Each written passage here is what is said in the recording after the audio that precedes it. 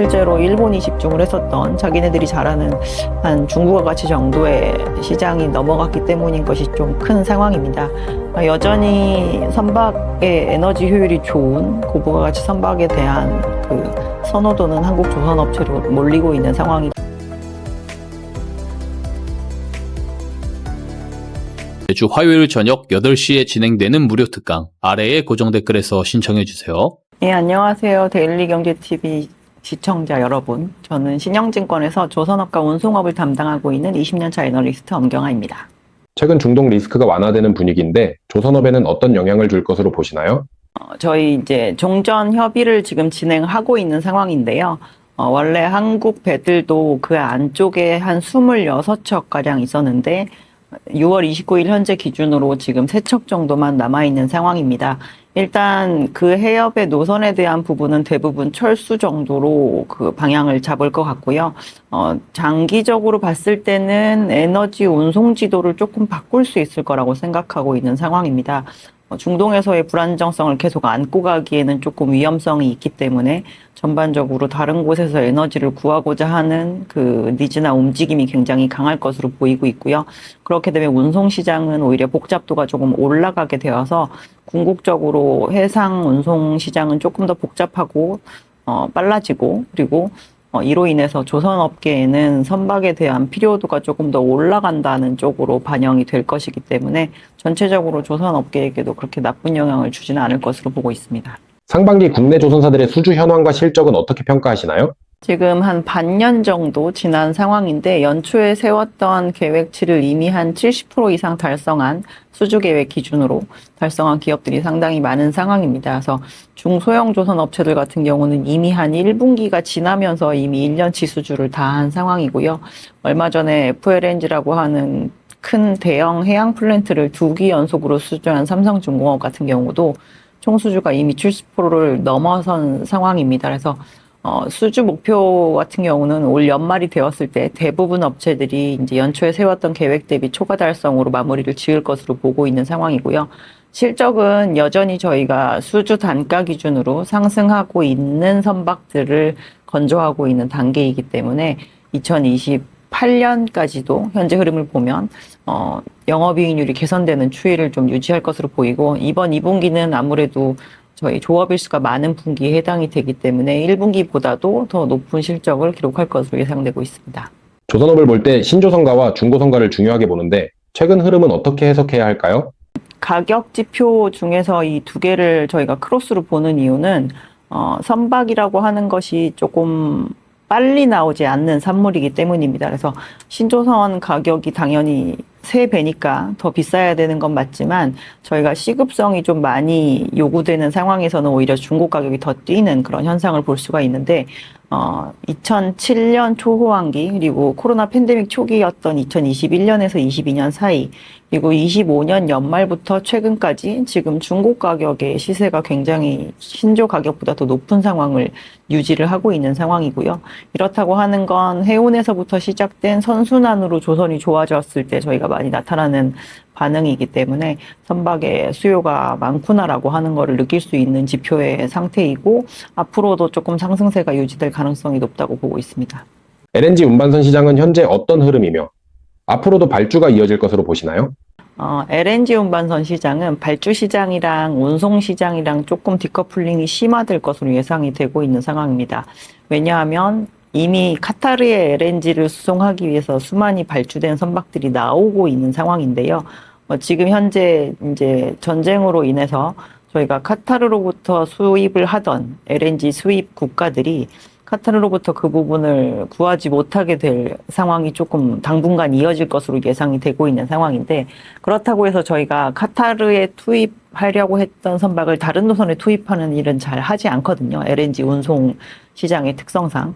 그래서 다른 곳에서 그 LNG를 수입하기 위한 노력을 계속할 거고 그렇게 되면 신규 LNG선은 발주가 되지만 이렇게 잉여로 남아도는 LNG 캐리어들의 그 움직임은 또 저희가 어떻게 할 수는 없는 상황이기 때문에 스팟 시장에서의 LNG 운임은 낮은데 LNG 발주는 활발한 그런 상황을 유지하게 될 가능성이 굉장히 높다고 보고 있습니다.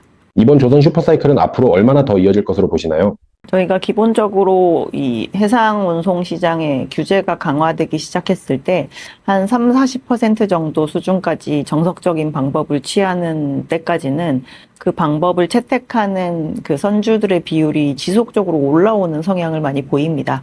그러고 나서는 이제 회피책을 선택하는 선주라거나 이런 부분도 같이 늘어나게 되는데요. 아직 11만 척의 전체 선박 중에서 저희가 이중연료 추진 엔진을 채택한 비율이 척수 기준으로는 3%, 그리고 톤수 기준으로 했을 땐 한 9% 정도 수준까지 올라온 상황이라서, 톤수 기준으로 설사 생각을 한다고 하더라도 저희가 30% 이상의 수준까지 올라올 때까지는 조금 기다려야 된다. 그래서 향후 10년에 대해서는 저희가 교체 수요가 활발하게 나오는 그 배경이 깔려 있는 상황을 계속적으로 경험하게 될 거라고 보고 있습니다. 현재 조선주의 밸류에이션은 어느 정도 수준이라고 평가하시나요? 2025년 상반기에서 하반기로 넘어갈 때 저희가 과거에 기록을 했던 조선 업체들의 피크 수준 밸류에이션을 이미 넘어서기 시작을 한 상태였었고요. 가장 밸류에이션이 높게 올라갔던 HD 현대중공업을 기준으로 했을 땐 거의 10배 가까이 갔다가 최근에 PBR 기준으로 4배대 정도 수준으로 떨어진 상황입니다. 그래서 조정을 많이 받은 업체들은 이제 밸류에이션이 지금 기준으로 하면 이제 전년의 피크 대비해서는 한 7, 80% 내려온 상태인 것 같아요. 그래서 과거의 2007년 피크 수준보다 지금 조금 낮아진 상황이기 때문에 밸류에이션의 부담은 많이 없어진 상황이라고 보고 있습니다. 조선업 업황은 좋은데 주가는 기대만큼 오르지 않고 있습니다. 반도체 등 다른 주도주로 수급이 쏠리는 영향이 크다고 보시나요? 조선 섹터뿐만 아니라 지금 반도체가 아닌 어떤 섹터도 그러한 모습을 보이고 있다라고 저희는 생각을 하고 있고요.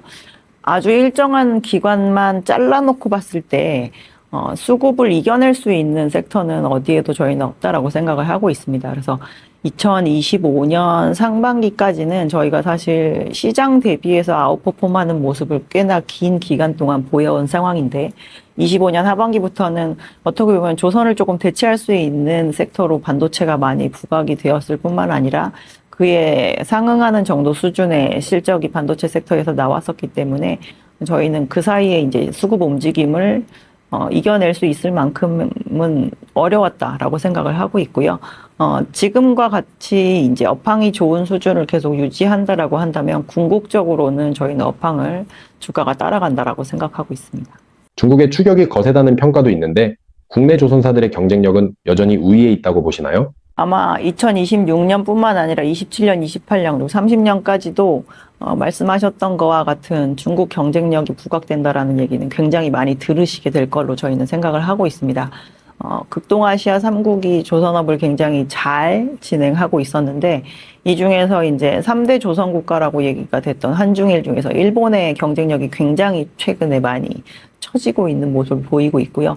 이걸로 인해서 오히려 그 부분에 대한 수주를 중국이 많이 뺏어가게 되면서 중국의 수주 점유율이 높다는 얘기가 굉장히 많이 부각이 되고 있는데 이 부분은 고부가가치 영역에서의 그 부각은 아니고 실제로 일본이 집중을 했었던 자기네들이 잘하는 한 중국과 가치 정도의 시장이 넘어갔기 때문인 것이 좀 큰 상황입니다.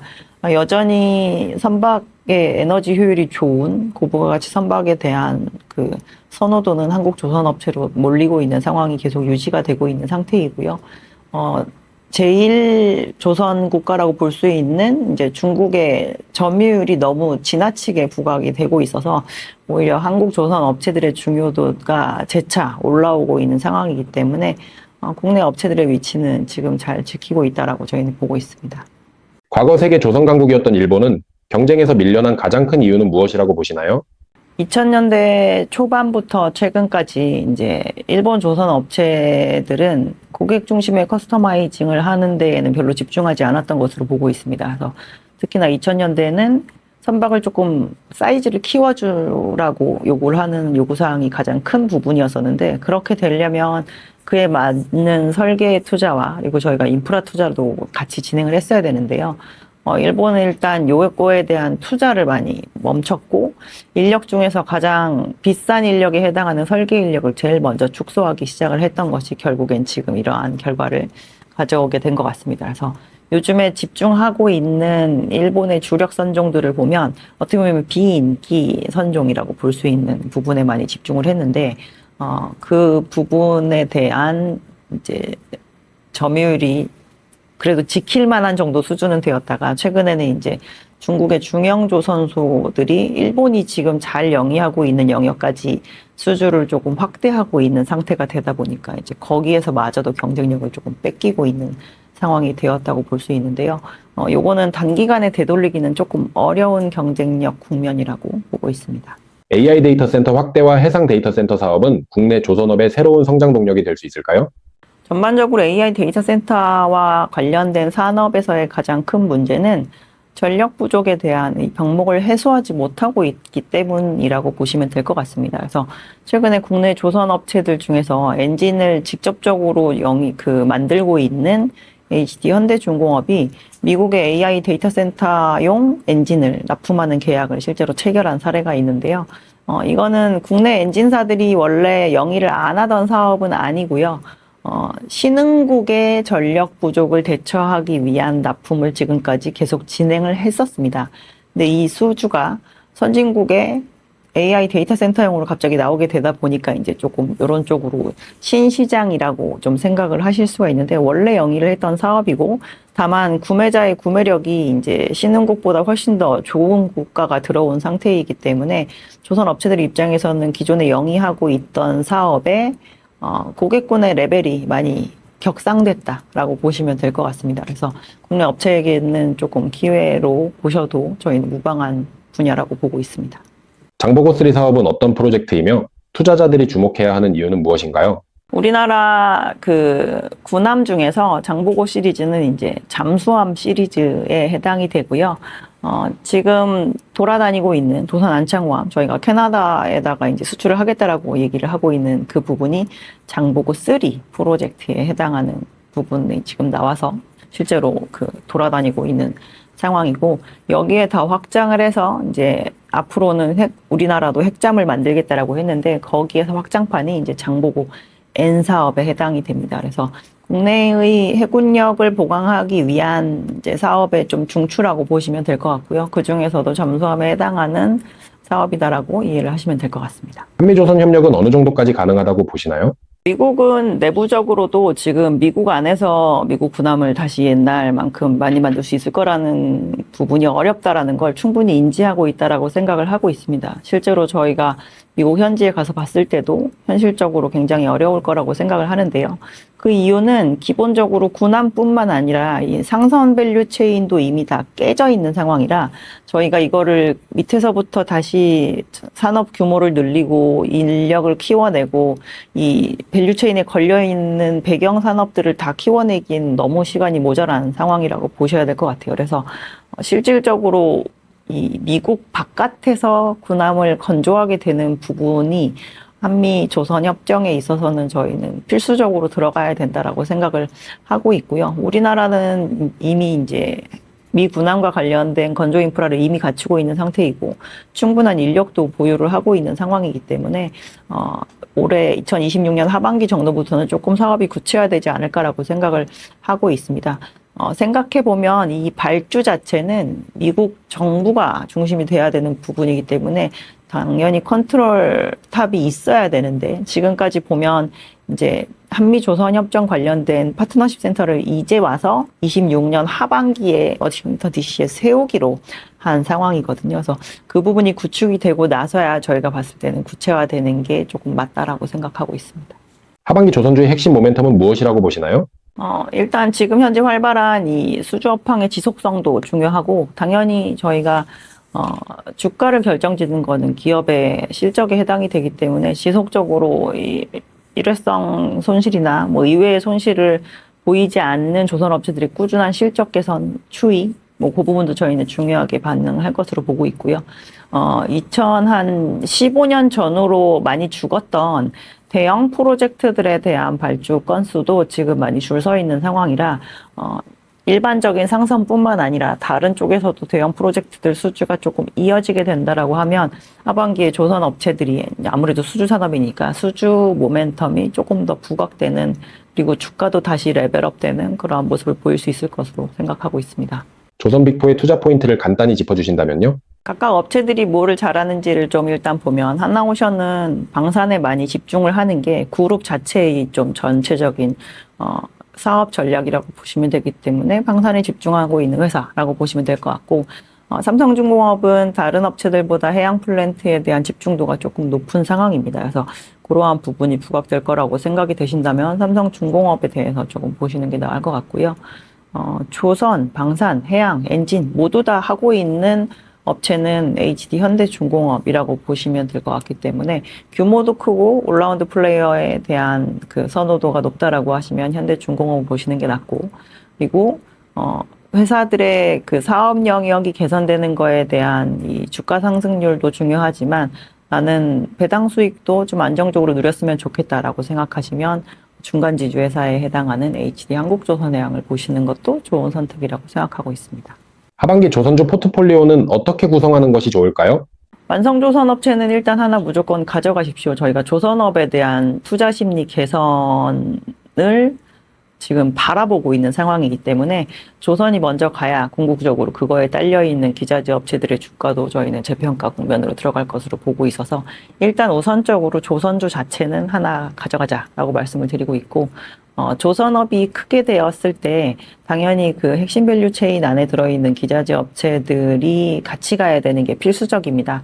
특히나 25년 하반기 이후에 완성 조선 업체들은 가격 조정이 그렇게까지 심하진 않았는데 기자재 업체들은 가격 조정이 조금 심한 상황이요. 25년 하반기뿐만 아니라 상반기 이전에 오른 부분까지 지금 이미 반납해버린 업체들도 있어서 가격적인 메리트가 좀 많이 보입니다. 그리고 이익률 자체도 지속적으로 기자재 업체들 같은 경우는 두 자릿수를 거의 디폴트로 내고 있는 상황이기 때문에, 그래서 조선 업체와 핵심 기자재 업체, 여러분이 특별히 더 관심 있어 하시는 분야의 기자재 업체 이렇게 해서 플러스 알파 전략을 가져가시는 게 저희 좀 좋을 것 같습니다.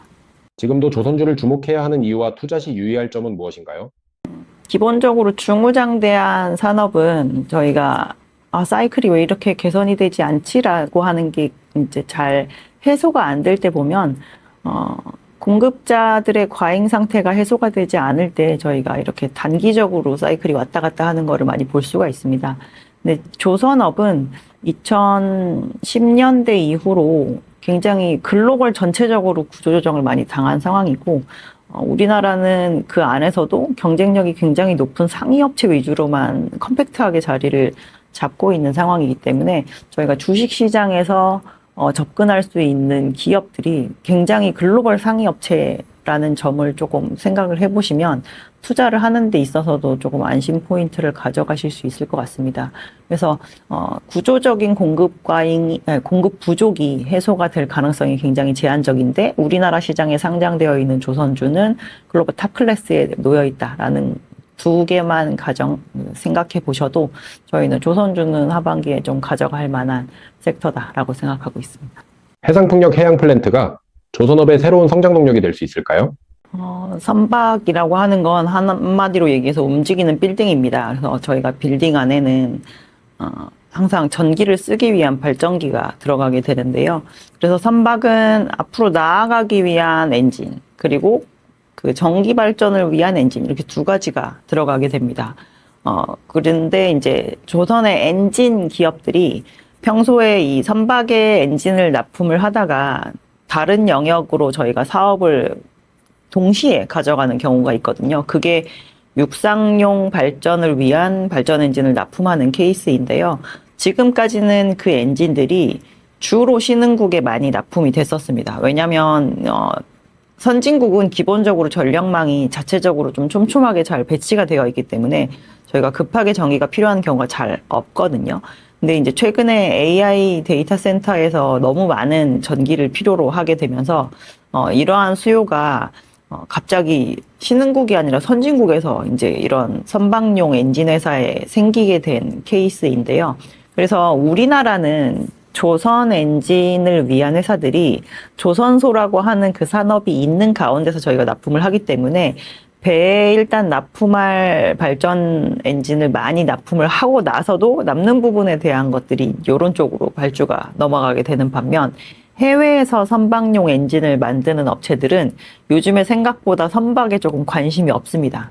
왜냐하면 엔진을 와서 사가려고 하는 수요자들이 부르는 가격대가 빅테크들이 부르는 가격이 굉장히 높기 때문이거든요.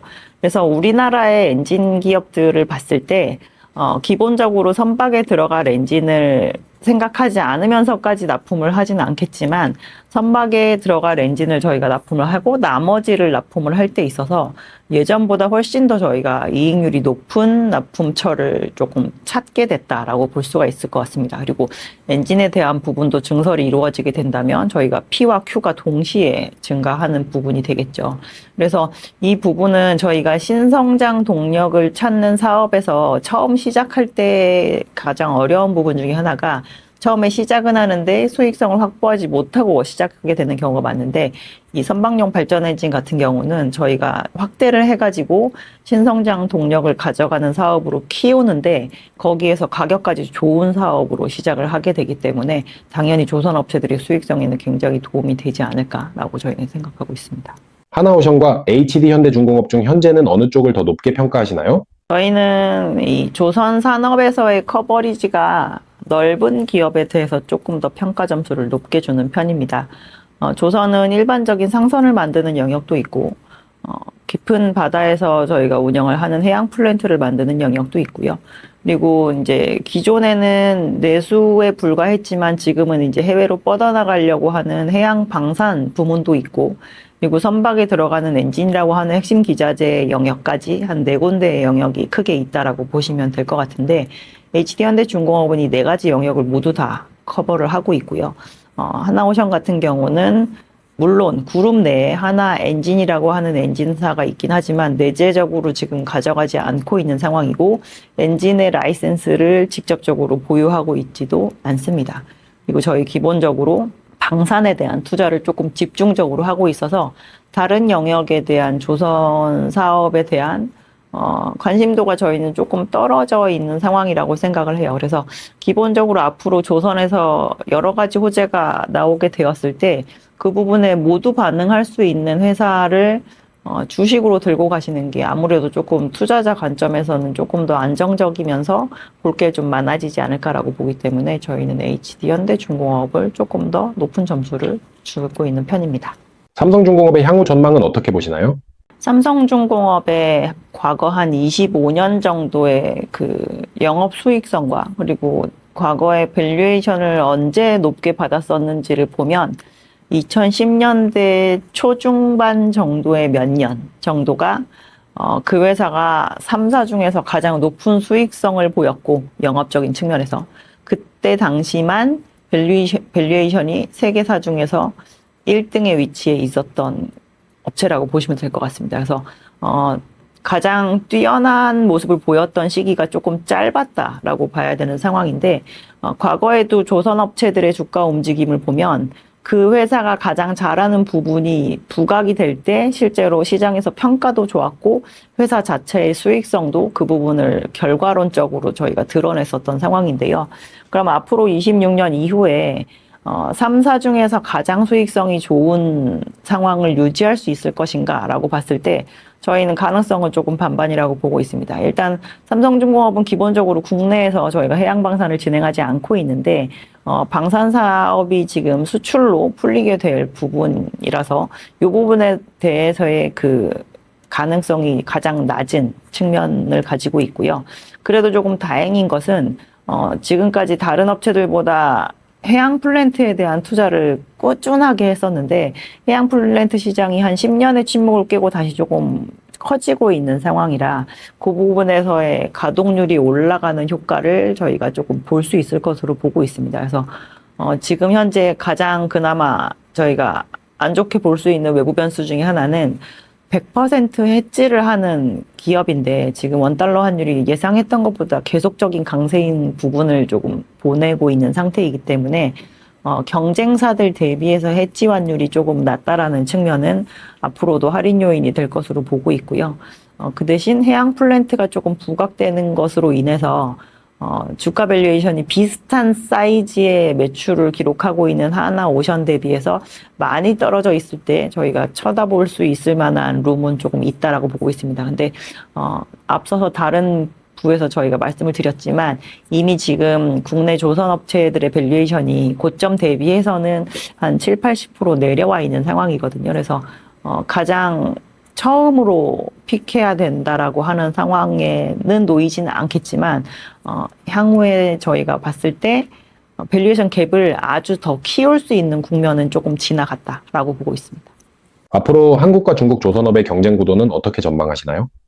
지금 톤수 기준으로 하면 중국이 한 50% 정도의 배를 만들고 있습니다. 그리고 한 2년 이내로는 본인들의 점유율을 한 60%까지 높이겠다라고 얘기를 하고 있는데 그 부분이 실제로 달성이 될지 어떨지는 좀 모르는 상태이고요. 한국은 지금 현재 사업장에서의 그 크기를 그렇게 건조 규모를 많이 늘리고 있지는 않아서 톤수 기준으로 한 20% 정도 수준의 지금 점유율을 앞으로도 좀 유지할 것으로 보고 있는 상황인데 지금까지는 중국의 저부가 가치 선박에 대한 흡수를 저희가 조금 그냥 관망했다라고 한다면 이제는 해외에서 중국의 조선 업체들과 조금 경쟁을 할 만한 그런 사업장을 키우는 쪽으로 한국 조선 업체들이 방향을 좀 바꾼 상황입니다. 그래서 뭐 동남아 지역이나 아니면 중동 지역 이런 데서의 이제 조선업을 완전히 그린필드에서 조금 육성을 하면서 나중에는 중국과 가격 경쟁을 할 수 있는 그런 조선 국가를 조금 키워 올리는 쪽으로 대응을 하고 있는 상황인데요. 선주들 입장에서는 뭐 현대중공업이나 하나오션이나 삼성중공업의 기술력이 들어간 해외 사업장에서의 생산품을 좀 받아볼 수 있는 부분이기 때문에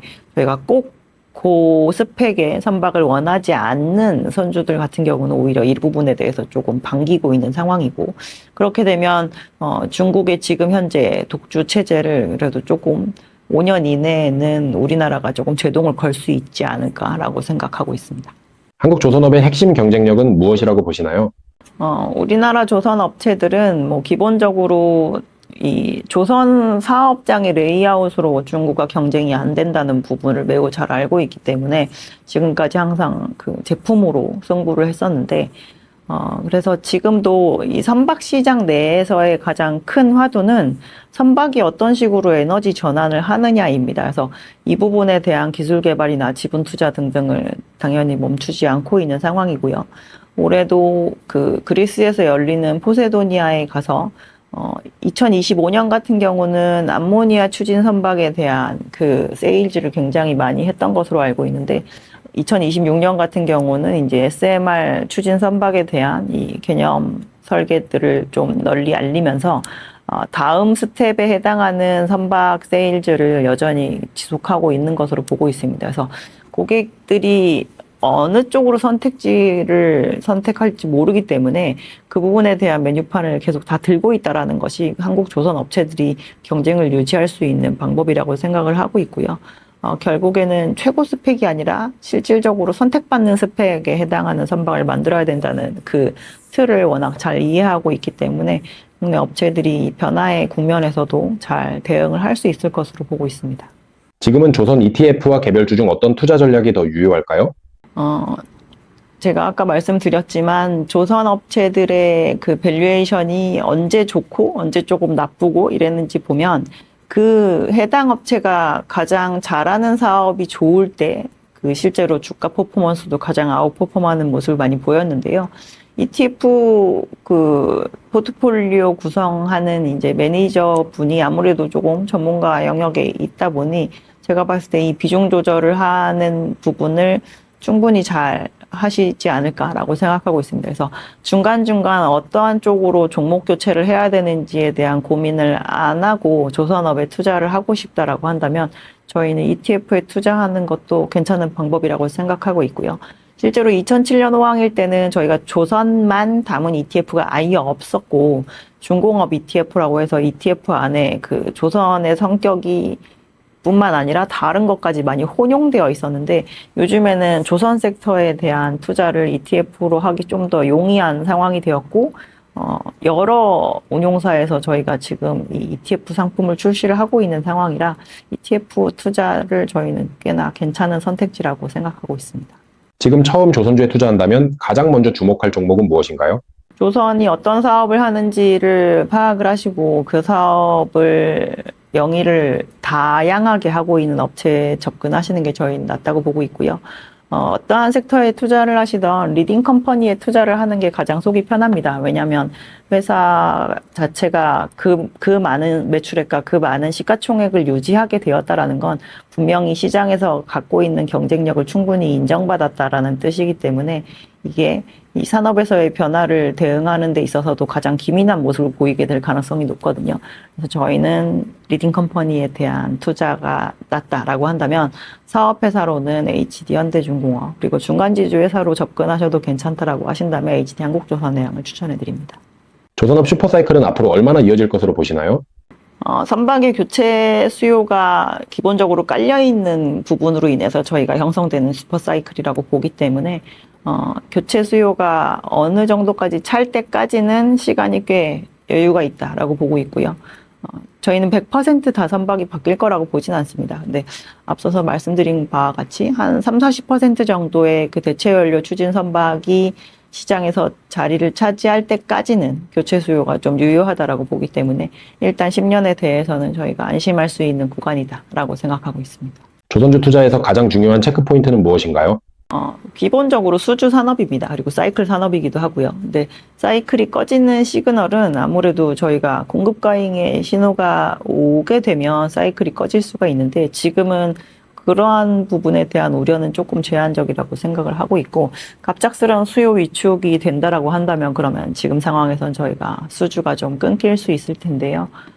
굳이 대체연료 추진 선박으로 선박을 고쳐서 발주를 해야 되지 않는 상황이 발생을 하게 된다면 지금의 사이클도 유지가 되지 않을 가능성이 굉장히 높습니다. 그래서 시장에서 그러한 큰 기술 변혁에 대한 뉴스가 나오는지 안 나오는지 그런 거를 조금 지켜보시는 게 지금 기준으로 조선주를 투자하시는 분들에게 있어서는 가장 중요한 부분인 것 같습니다. 마지막으로 조선주 투자자와 데일리경제TV 시청자분들께 한 말씀 부탁드립니다. 2025년부터 26년까지 이제 조선 섹터 자체가 변동성이 굉장히 큰 기간이었습니다. 그래서 25년 상반기에 저희가 어떠한 뉴스가 나와도 주가가 상승할 때는 굉장히 즐겁게 바라볼 수 있었지만 그 이후에 지금 한 1년 정도에 가까운 시간 동안은 저희 다른 섹터가 오르는 거에 대한 뭐 포모나 아니면은 이 실제로 회사가 좋은 건지 안 좋은 건지 섹터가 지금 사이클이 잘 굴러가고 있는 건지 아닌 건지 조금 혼돈스러우셨을 텐데요. 업황은 굉장히 잘 굴러가고 있는 상황이고 주가와 업황의 디커플링 상황이 그 어느 때보다 좀 길어지고 있는 상황이기 때문에 다시 이 부분으로 수렴하는 걸 확인을 하시고 투자에 대한 부분을 다시 어떻게 판단할까 고민하셔도 늦지 않을 것 같습니다. 그래서 저희 이 산업의 사이클이 굉장히 견조하다라는 거를 조금 말씀을 드리면서 오늘 말씀은 접을 수 있을 것 같습니다.